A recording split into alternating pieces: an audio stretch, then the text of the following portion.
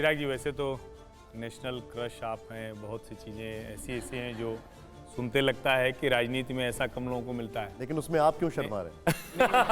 नहीं, मैं तो अब उस अवस्था से थोड़ा सा आगे निकल गया, बाकी हमारे अगल बगल बहुत आगे वाले हैं, तो इसलिए थोड़ा ठीक हूँ। लेकिन चिराग पासवान एक ऐसा व्यक्ति जिसने अपने आप को साबित किया, और बिना संदेह मैं कहूँ तो 2005 में नीतीश कुमार को जैसे बीजेपी का भी कैडर देखता था, शायद 2020 के बाद वो कैडर आपको देखता रहा। अभी आप कह रहे थे कि युवा प्रेरित होकर आपसे राजनीति में आएंगे, आए तो अच्छा है, पूछा उन्होंने तो सबने कहा हाँ आएंगे। फिर आपने कहा कि थोड़ा आगे निकलना चाहिए। ये सब चाचा भतीजा, मैं आपके शब्द बता रहा हूँ जो आपने बोले। लेकिन अभी आपके ऊपर जो आरोप लग रहा है कि शायद चिराग पासवान पर पासवान राजनीति करने का दबाव है, शायद चिराग पासवान, जो विनोद जी इशारा कर रहे थे कि आप कुछ दबाव में हैं क्या, कि बीजेपी के बहुत ज़्यादा कृपा दया पर हैं क्या, तो आप अपने आप को उस तरह से साबित करने में, और जिसको कहते हैं कि रामविलास पासवान मौसम विज्ञानी थे तो राजनीति के मौसम विज्ञानी थे, आप क्या कहीं जो जाति जनगणना राहुल गांधी कह रहे हैं, जाति जाति की राजनीति, क्या आप मान रहे हैं कि आप उधर चलने का वक्त है? देखिए, पहले तो मैं बता दूं, 21वीं सदी का पढ़ा लिखा युवा हूं, दिल्ली में पला बड़ा हूं। मैं व्यक्तिगत तौर पर मैं जात पात धर्म मजहब में मैं नहीं मानता। हिंदुस्तान जैसे देश में मैं मानता हूं कि अगर कोई एक भेद है, कोई एक फ़र्क है, वो इतना कि एक अमीर जो अमीर होता जा रहा है, दूसरा गरीब जो गरीब होता जा रहा है। और इस गरीब जाति में हर जात पात धर्म मजहब के लोग हैं। कतई कोई ये दावे के साथ नहीं कह सकता कि मैं ऊंची जाति से आता हूं तो सब संपन्न है। कोई ये नहीं बोलेगा कि मैं पिछड़ी जाति से आता हूं तो हम सब दया के पात्र हैं और बहुत दयनीय व्यवस्था में जी रहे हैं।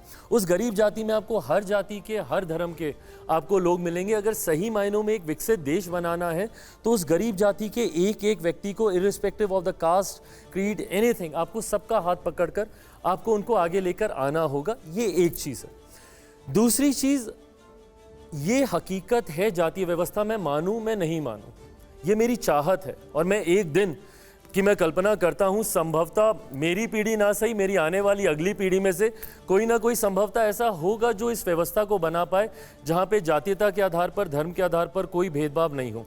पर आज की तारीख में, specially in the rural India if you go, आज की तारीख में भी जाति के आधार पर भेदभाव होता है।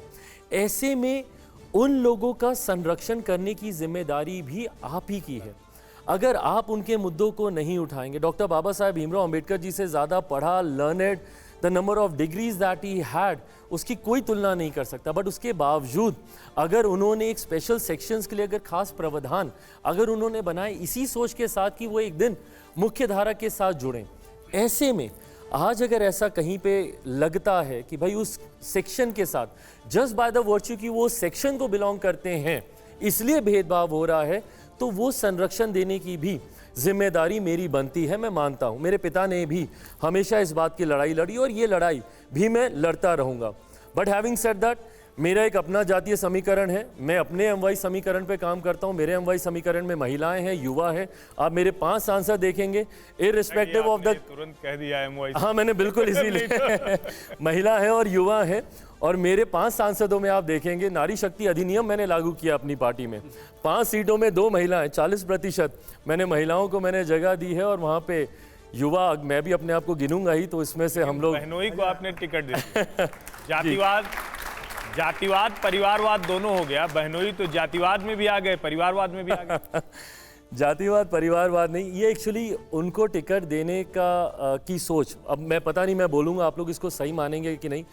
10 साल मुझे जिस क्षेत्र ने पहचान दी, चिराग पासवान की पहचान जमुई की वजह से रही। जमुई ने पहली बार, and being a nepo kid, मैं पिता की परंपरागत सीट पर नहीं गया। मैंने ये नहीं बोला कि भाई वो सेफ सीट है, नर्चर्ड सीट है। मैंने एक ऐसी सीट को सर चुना जहाँ पे मेरी पार्टी से आज तक किसी ने कभी चुनाव नहीं लड़ा। मैं 2013 में मैं जमुई गया, मैंने 1.5 साल उस सीट को मैंने नर्चर किया और वहाँ के लोगों के साथ मेरा एक अलग रिश्ता बना। उस वक्त तो राजनीतिक हवा भी ज़्यादा नहीं लगी थी, तो बहुत इनोसेंटली मैं वहाँ पर था और वो सारी चीज़ें उसी तरीके से मैंने ली भी। ऐसे में मेरे अपनों के लिए, जिनके साथ मैंने वो रिश्ता बनाया, मेरा कोई अपना ही उस भावना के साथ काम कर सकता था। इस सोच के साथ अरुण भारती जी को मैंने वहाँ से चुनाव लड़ाया और लोगों ने उतने ही प्यार के साथ उन्हें जिताया। जयशंकर जी। चिराग, बहुत सारी बातें तो आ गई हैं सामने। मैं सिर्फ एक बात जानना चाहता हूं कि इधर हाल में जो कुछ घटनाक्रम हुए हैं, एक तो जैसे कुछ मुद्दों पे भाजपा और एनडीए की लाइन से थोड़ा सा अलग हुए हैं। वक्फ बोर्ड की बात आई, उस पर हुआ हो, या सुप्रीम कोर्ट का जो फैसला था उस पर था, लेटरल अपॉइंटमेंट के बारे में है, या इस तरह की कास्ट सेंसस की बात जो है इस पर है। इसी के साथ जो है पशुपति पारस जी का अमित शाह जी से मिलना, भाजपा के एक नेता राकेश सिंह द्वारा आपके ऊपर मुकदमा करना, चुनाव आयोग में जाना और हाई कोर्ट से लेकर सुप्रीम कोर्ट तक मुकदमा करना। मुकदमों में आपके ऊपर एक कई तरह के फर्जीवाड़े के आरोप लगाए कि आपकी डिग्री गलत है, आपने अपने मतलब हाँ, हलफनामे में गलत दिया, ऐसा विवरण दिया। तो क्या ये सब कहीं इसका कोई रिलेशन बन रहा है क्या, कि राकेश सिंह ने खुद ऐसा किया है या किसी इसके पीछे कोई और है?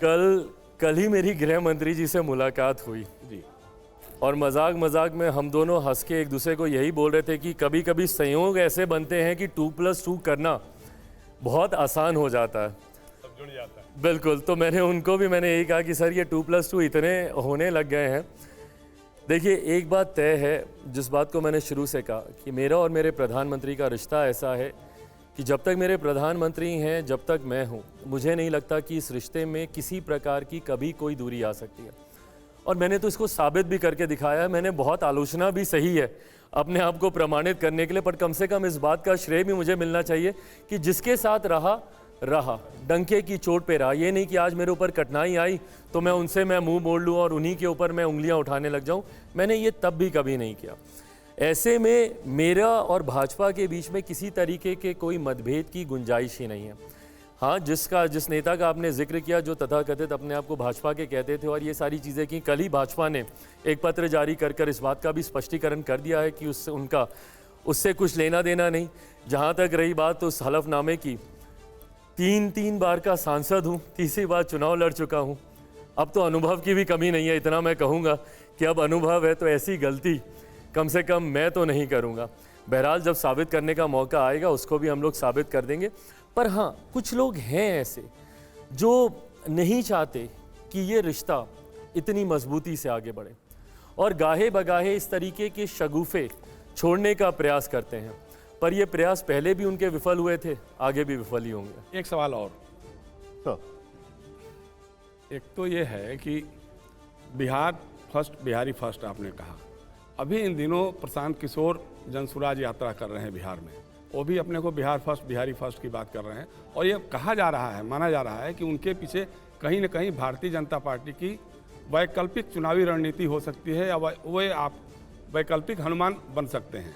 एक बात ये। दूसरी एक चीज़ जिसमें थोड़ा लाइटर है, कंगना रनौत आपकी पहली हीरोइन थी। सर उस पर मैं आ रहा हूँ। एक सेकेंड, उन्होंने अभी कहा है कि अब चिराग देखते हैं तो रास्ता बदल लेते हैं। मैं आऊंगा सर, उस पर आऊंगा। आप पहले वाले सवाल का मैं आप सबके पर मैं उस सवाल पर आऊंगा। पहले आप इनका पहला सवाल। दूसरा सवाल ही ऐसा था कि मैं पहला ही भूल गया। खैर, आपने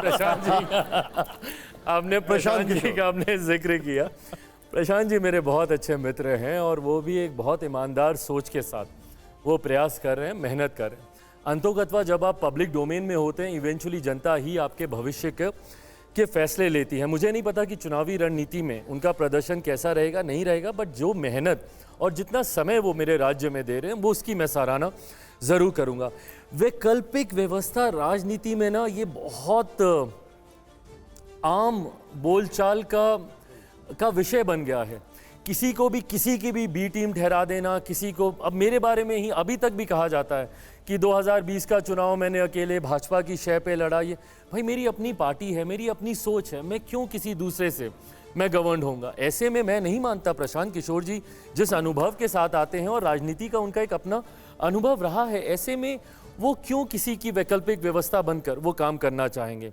having said it all, I think eventually जब सब लोग जनता के बीच जाएंगे, इवेंचुअली जनता जिसे चुनेगी या जिसकी व्यवस्था को चुनेगी, जीत उसी की होगी।